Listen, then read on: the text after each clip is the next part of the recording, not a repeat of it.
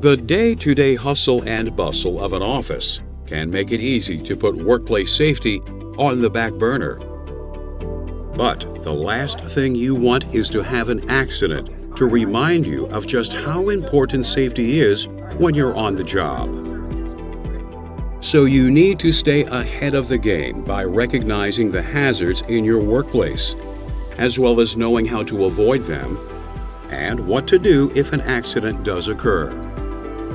One of the best ways to ensure that everyone is following this process is by conducting a safety audit.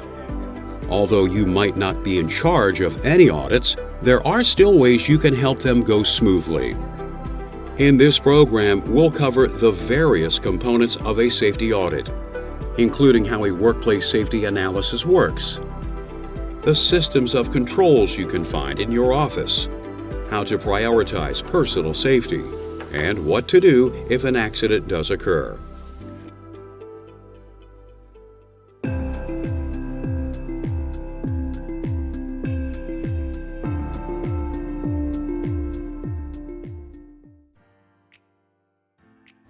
What exactly is a safety audit, and what is it for?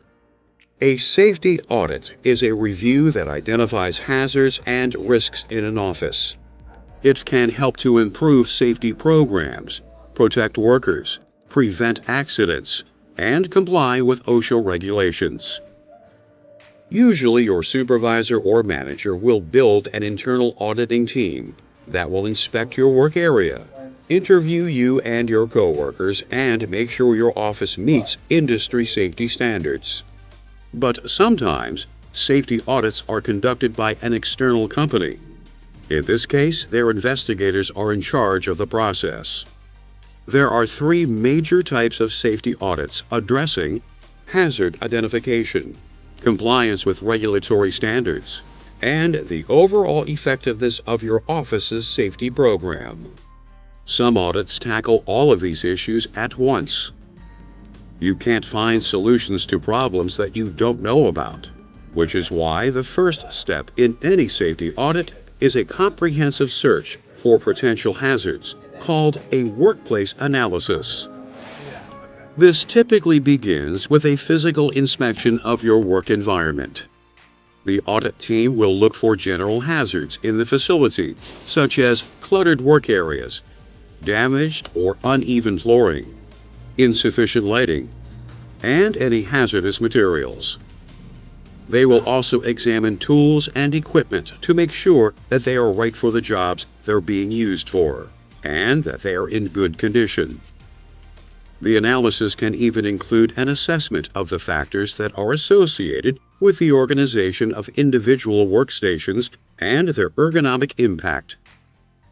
In addition to a physical inspection, a workplace analysis should also examine your office's policies and procedures and how they might affect on-the-job safety. Your knowledge and opinions are important to this process. While you may not be in charge of your office's workplace analysis, you can still help to make sure that it goes smoothly. After all, no one knows your job better than you do. So you might be asked to inspect your own work area and equipment for damage or potential hazards. If you do find any problems during your inspection, it's important that you immediately report them to the audit team, as well as your supervisor. After you complete an evaluation of your work area, an auditor might also interview you. So think about how you do your job, and be ready to make any recommendations you have about how it could be done more safely.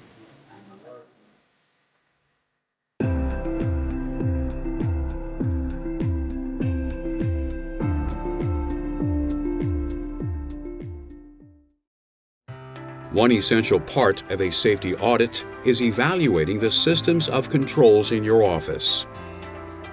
These are physical or procedural controls that are used in your workplace to minimize the hazards that are associated with your job.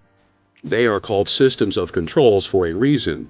They work together to protect you, but that doesn't mean that they all function the same way.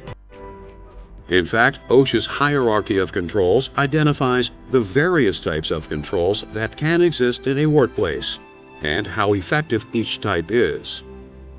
At the top is the elimination of a potential hazard, and guarantees that the hazard no longer exists. For example, ending the use of a hazardous chemical that your office uses for cleaning. Next is substitution. If a hazard can't be completely eliminated, your office can substitute something that poses less of a risk. For instance, replacing old chairs with newer models that are more ergonomically friendly. Following elimination and substitution in the hierarchy are engineering controls. These are physical control mechanisms in your office that help protect you from hazards. For instance, your office might have outlets with ground fault interrupters, GFIs, which automatically shut off power if they detect an electrical issue to guard against shocks and fires.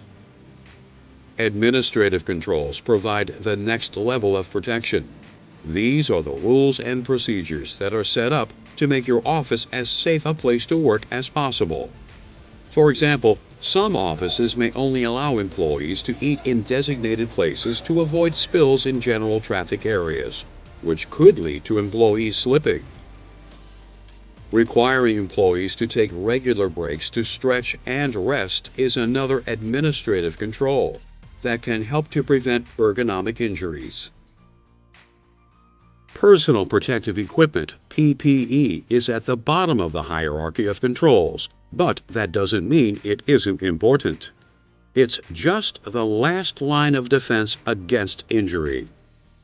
It's used to protect you from problems that might occur even though administrative and engineering controls are in place, not instead of them. As part of a workplace analysis, your supervisor will want to make sure that you're using the correct PPE for the work that you do, like changing copier toner or handling packings in rough containers and using it properly. You should also examine your PPE yourself to verify that it's in good condition. Gloves that have worn thin or don't fit properly won't protect you. While you may not have had a part in setting up the controls in your office, it's important to make sure that everyone uses them. So as part of an audit, you may be asked to monitor how the controls in your area are working. If you find any potential problems, you need to report them immediately.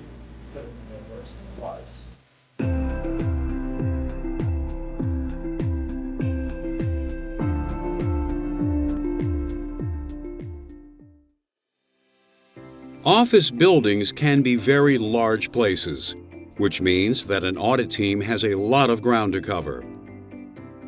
So doing your own inspection of your work area can help to make sure that no hazards slip through the cracks. Make sure extension cords are only used when they should be. They aren't meant to be permanent fixtures, just temporary outlets. If you need to string a cord across a walkway, be sure you tape it down so nobody trips. Put cords away as soon as you're finished with them. Check to see that all pathways are free from clutter. Blocked hallways can create an immediate tripping hazard. They can also prevent people from getting to fire extinguishers and exits, which could be a real problem in an emergency. So you need to make sure that these paths are clear. You should also inspect the furniture and tools that are in your work area. Look for any frayed power cords, dull letter openers or scissors, stubborn drawers or unstable shelves. All of these can lead to serious accidents. And while you're at it, take a look at your work area's setup.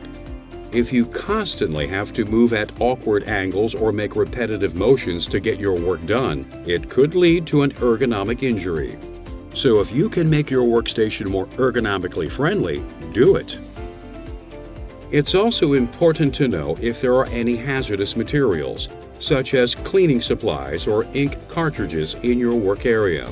Make sure that you can identify each material, its hazards, and the safe work practices you should use when working with it. And remember, if anything changes in your work area, such as the addition of new equipment, you need to make sure you are up to date with any training that you need to work safely with it.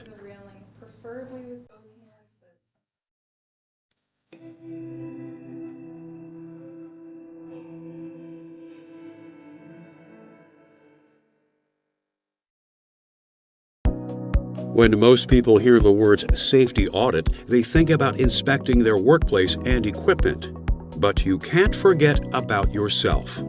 This self-assessment or personal audit is important too. To stay safe, you have to look at how aware you are of what's going on in your work area and how well you follow safety procedures and protocols yourself. Start by reviewing any safe work rules your company has to make sure you know them inside and out. They help you do your job more safely by preventing misunderstandings and mistakes that can lead to accidents and injuries. So never ignore them because you think they aren't important. Following them is essential, and they apply to everyone. And never skip a procedure because you're in a hurry. Remember, safety is always the top priority. As you continue your personal audit, think about how well you know your office building. Are you able to locate all exits and fire escapes? Would you be able to find them in the dark if you had to? You should also determine where the nearest first aid kit is located. If an emergency occurs, you won't want to waste time searching for it. And make sure you know where fire extinguishers are kept too, as well as what type should be used in various situations. Using the wrong one could actually spread a fire instead of putting it out. But don't worry, you don't have to figure all of this out on your own. Your company's safety training program will help to make you aware of potential hazards, as well as how to prevent accidents. This could involve courses on general safety issues, such as back safety and ergonomics, as well as issues that are more specific to your particular operations.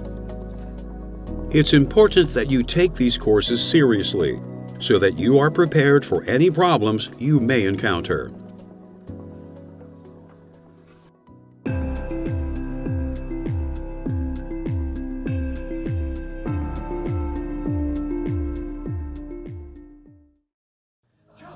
Sometimes, no matter how careful we are or what steps we take to protect ourselves, accidents still happen. So part of conducting a safety audit is making sure everyone in your office knows what to do if an accident or another emergency occurs. Although this may not be your direct responsibility, there are things that you can do to help. First, check to see that emergency numbers are posted by all phones in your work area. This includes EMT, fire, and police departments. In some places, you can reach these services by simply dialing 911. If an incident does occur, everyone in your office should know the procedures to follow. You should start by helping anyone who has been injured get the medical assistance that they need. Then, the details of the accident need to be documented in a report so that it can be thoroughly investigated. Investigators will speak to other co-workers who witnessed the event to get as complete a picture of what happened as possible. Always report any incidents that you witness in your office. No injury or accident is too minor. They all need to be looked at to determine what caused them. You should report any near misses as well. A near miss is a narrowly avoided incident or accident. After all, your company can't fix a problem they don't know about. After you file a report, you should verify that an accident investigation has been started, so that everyone knows that the problem has been identified and action is being taken. As we've seen, a safety audit can help you avoid a lot of accidents and injuries. And it's important to know what this process involves so you can contribute to it. Let's review. A safety audit is a comprehensive review of an office that identifies hazards and risks to the people who work there. An audit will start with a workplace analysis, inspecting an office's physical environment for hazards, as well as reviewing its safety procedures and policies. You should be aware of the systems of controls that are used in your office, including hazard elimination, substitution, engineering controls, administrative controls, and personal protective equipment. Conducting an inspection of your own work area is an important part of a safety audit. You know your job better than anyone, so you can offer important insight regarding any potential hazards that may exist there. Doing a personal safety audit can help you determine how well you know and follow safety policies and procedures yourself. You should always report any incident or near miss that you see occur, no matter how minor it may seem. Now that you know how you can play an active part in your office's safety audits, you can help to make sure that your workplace is the safest it can be for both you and your coworkers.